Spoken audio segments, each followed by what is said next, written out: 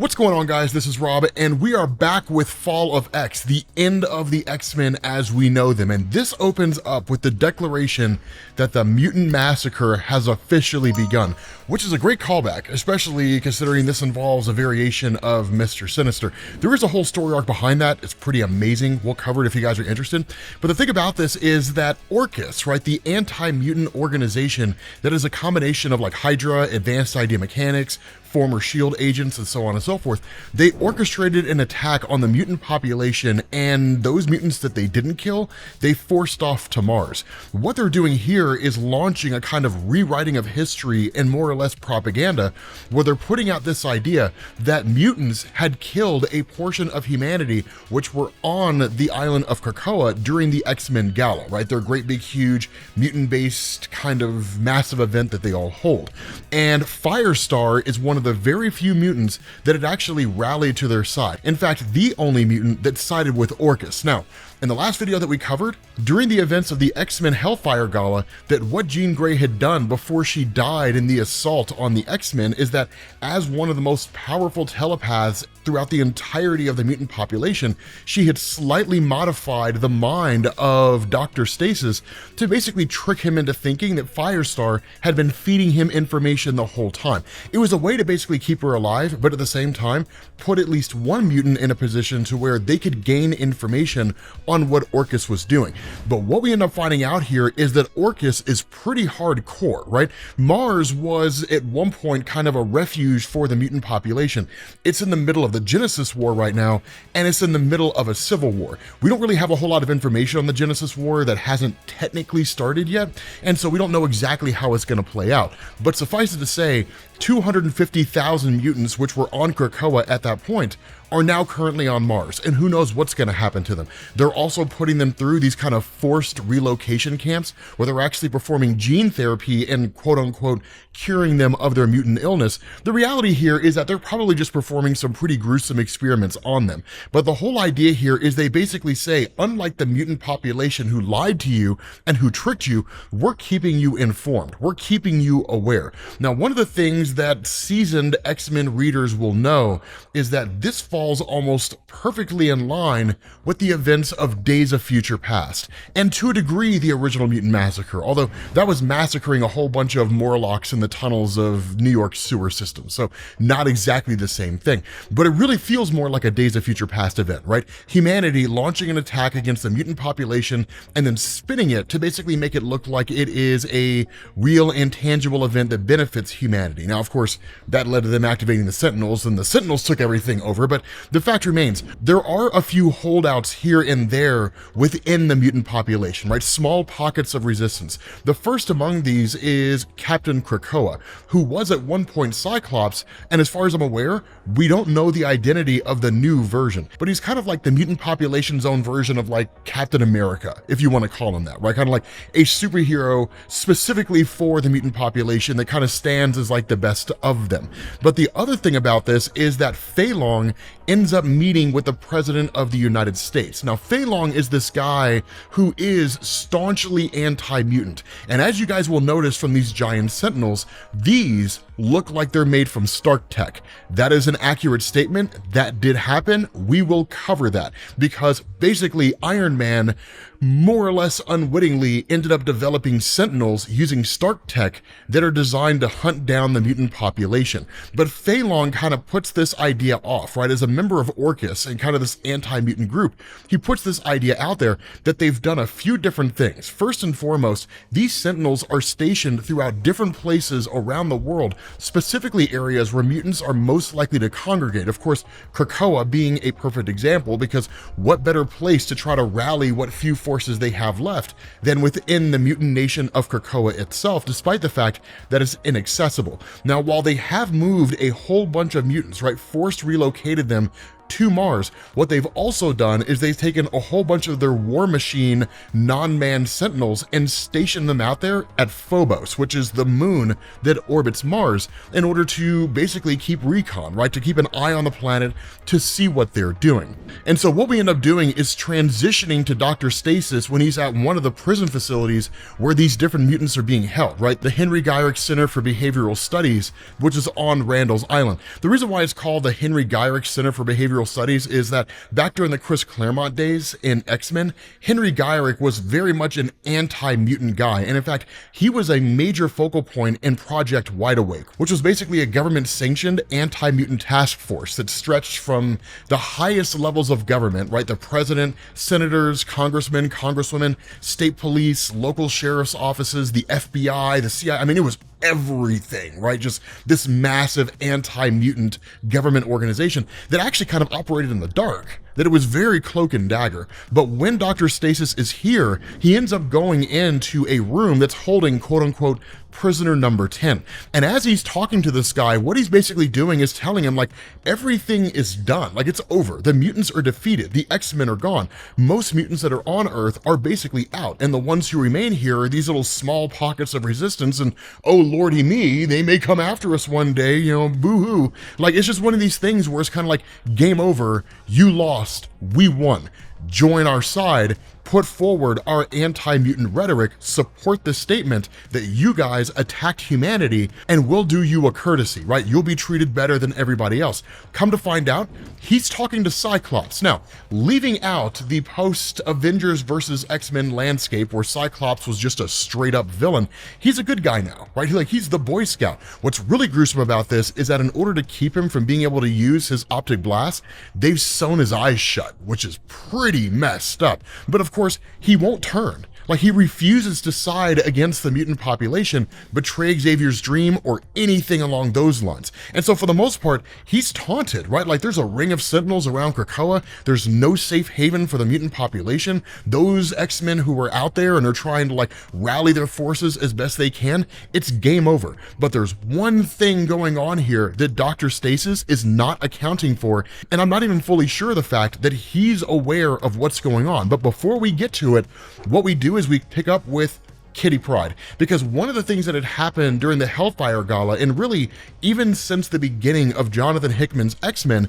is that the Krakoan gates are these gates designed by the mutants on Krakoa that will allow you to access the island no matter where you are. You could literally plant a seed on some planet on the other side of the universe, it'll grow into a door, and when somebody passes through it, they'll end up on Earth in Krakoa. And like, it's awesome, right? It's a really cool bit of tech. Kate Pryde could never enter in and out of those doors, despite the fact that she was a mutant. But when Krakoa was taken down and Orcus shut down all the Krakoan gates, suddenly she was able to enter in and out of them. It's kind of a saving grace.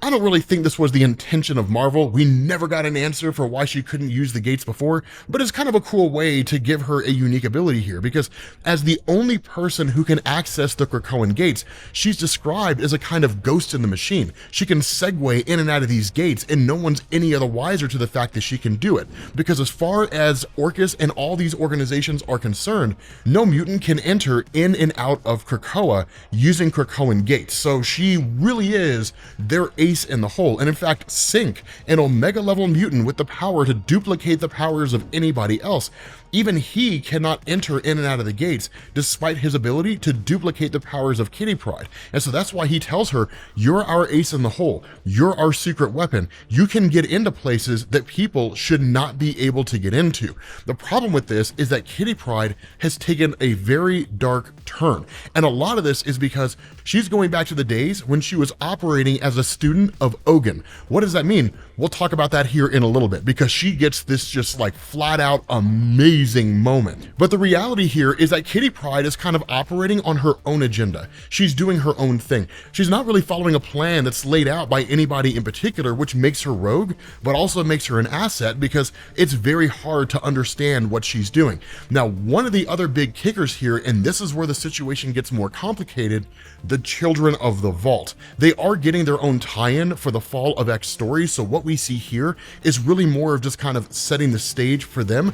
But let's lest we forget, the children of the Vault have largely been isolated, right? They are these individuals that exist inside this literal vault where time passes differently. One day in the real world is something like 100 years in the vault, which means they hyper-evolve. Their powers increase exponentially with each new generation. Each one of these children of the vault is more than enough to crush some of the most powerful mutants on Earth. When you have an entire army of them, things get even more difficult and almost impossible for anybody to confront. The problem with this is that the vault was sealed shut using the gates of Krakoa, but with Krakoan tech basically down and with the gates themselves shut down, now the children of the vault are available to roam free. They have a vendetta against the X-Men, but the question has to be asked, what goes on here when you have them directly targeting any and everybody who stands against the mutant population, even if the children of the vault are not necessarily mutants per se? Now, it does deal with Miss Marvel to a degree. We'll talk about this. The thing about Miss Marvel, of course, like, she died in Amazing Spider-Man number 26, and then she came back as a mutant, so people are like, how's Marvel gonna reconcile like the idea that like her family knows she died? Emma Frost shows up to her house, messes with their minds, fixes everything, so now, that's the whole thing with her. So the thing about this is, once they get back to the sewer systems and you get this really, really cool meeting between Emma Frost, who's actually masquerading as a woman named Hazel, as well as Kitty Pryde, who arrives on the scene, the thing that I was talking about when I was referring to this sort of secret situation that Orchis doesn't really seem to be aware of is Captain America's Unity Squad. So for those of you guys who don't know about this, the Unity Squad was formed in Marvel Comics in the aftermath of Avengers vs. X-Men. The two groups fought each other over the return of the Phoenix. Captain America came to the realization that they're actually greater than the sum of their parts. So in order to kind of bridge this rift between the two of them, they decided to basically merge mutants and Avengers onto a singular team. And the Unity Squad was dope. It was one of the coolest things that Marvel had for the longest time, and now you have it again, which is why you have Iron Man, you've got Deadpool. Of course, Iron Man's here because he was more or less tricked, and it wasn't really even him building it per se, but Stark tech was used to build the Sentinels. But it's one of these things where Captain America and the remnants of the mutant population on Earth basically meet in different locations. It's never in the same place twice, and they never meet for long. They exchange information, and it really is, in effect, Captain America putting on the front face that like he's an Avenger and the Avengers are dealing with threats that don't involve the mutant population, but all the while keeping his ear to the ground and feeding information to the mutant resistance group to basically keep them aware of what's going on out there in the world, because they can't just like go out there and do their thing. But what happens, and this is where we get into this discussion about like Kitty Pryde's amazing moment, Logan, that whole thing, which is dope, Wolverine's training, all that stuff. What we end up getting is this moment where Emma Frost asks Kitty Pryde, when the initial attack on Orchis happened and you fell through the Krakoan gate, what happened? Because we didn't immediately find out. All we saw was Kitty Pryde falling through the gate, and then we immediately pick up with this story. What we end up learning is that she lands in Jerusalem, and when she gets there, that immediately the gate is shut down and she's met by all these different soldiers. And in that moment, she has to make an immediate decision, and that's when the training of Logan kicks in. So who is Logan?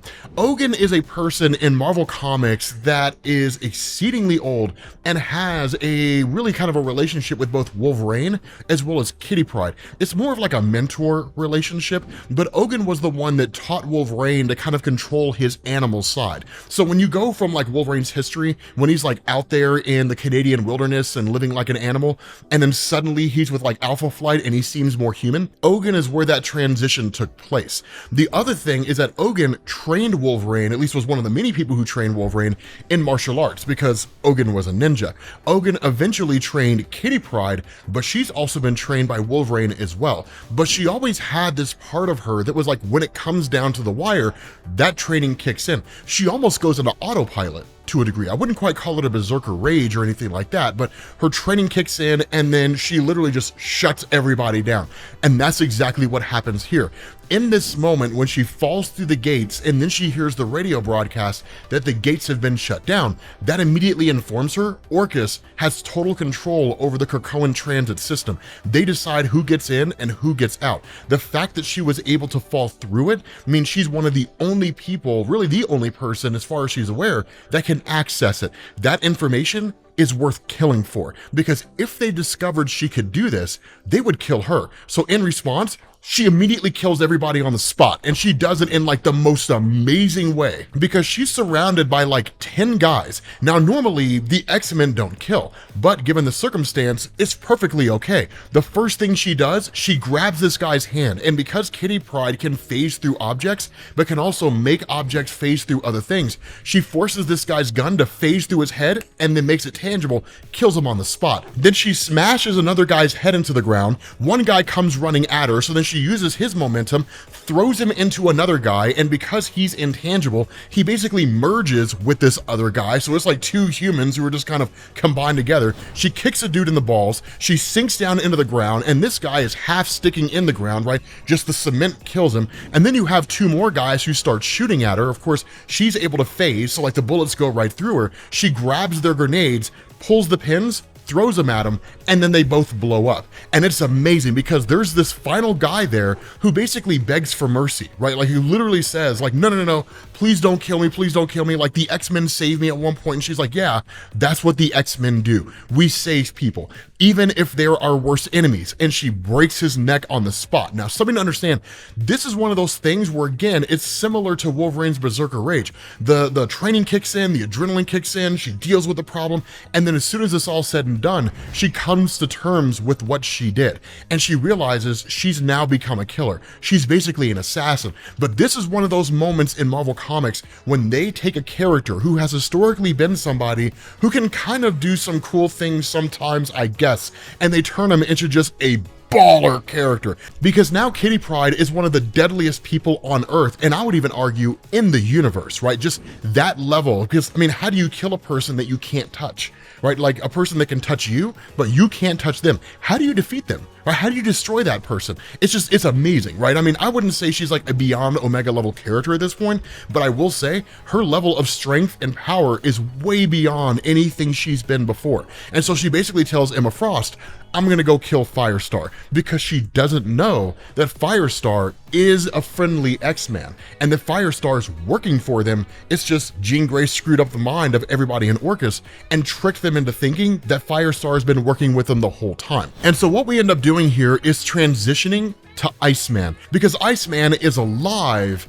in Marvel Comics. And I know it sounds strange because during the Hellfire Gala comic, he was killed. He was destroyed by Nimrod, the Ultimate Sentinel, right? Part of Orchis' forces, the being that's designed to take out Omega-level mutants, right? It's the first thing they attacked, the most powerful mutants who were out there. And what Iceman says is that cellular napalm was used to basically melt him from the inside out, that it was some of the worst pain he'd ever experienced, and in fact, he actually died on the spot. But one of the last things he did is he reached for Romeo, and Romeo had to watch him die. Why does this matter? This was the result of Marvel coming out and saying that like Bobby Drake was gay and that he had a partner. I don't really know why that mattered to people. He was still an amazing character. But the thing about this is that Romeo is an Inhuman that has the ability to tap into other people's empathy and his own empathy, meaning he can sense people based on how they feel. Now, this is one of those instances where Marvel just kind of modifies how his powers work for the sake of being able to tell a story. But what we end up finding out here is that while everybody else had assumed that Bobby Drake was dead, Romeo did not. And so Romeo felt like somewhere out there in the world was like the emotional essence of Bobby Drake, right? Kind of like an emotional echo, if you could say that, right? I mean, by all standards of measurement, he was dead. And so as Romeo started making his way through the world, he basically came upon what we could really argue as being Iceman's Fortress of Solitude, right? Which I think is kind of an amazing thing, right? Truth to tell. But he ended up picking up this kind of emotional point of Bobby Drake. And when he touched it, he was able to tie or at least connect to Bobby Drake's emotions and effectively bring him back from the dead, right? The two of them embrace. And in that moment, Bobby Drake returns. Is it like a super hand-wavy method of explaining the return of a character who died? Absolutely it is, right? I mean, it's lazy writing in the most extreme, but it is a really, really cool thing to see that this guy's come back. So for those of you guys who are not caught up with the Fall of X event, make sure you click this playlist. It'll get you caught up on everything that's happened so far. We're only like 2 videos in. Thank you all for watching, and I will catch you all later. Peace.